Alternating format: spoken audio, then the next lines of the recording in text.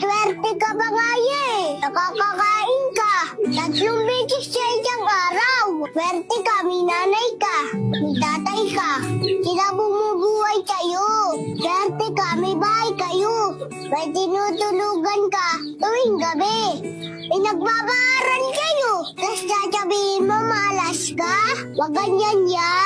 Intindihin mo din sila ya.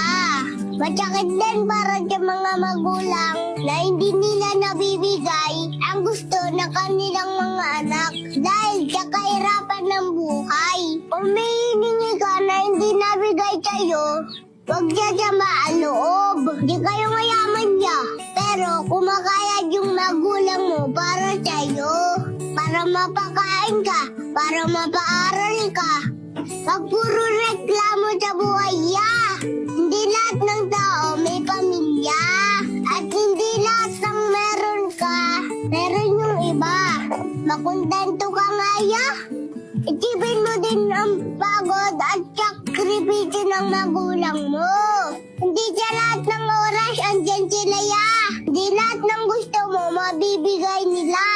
Needs overruns, Kuya Dongdong. At magpasalamat ka sa Diyos dahil binigyan ka niya ng kumpleto ng pamilya. Yun lang, panalo ka na eh.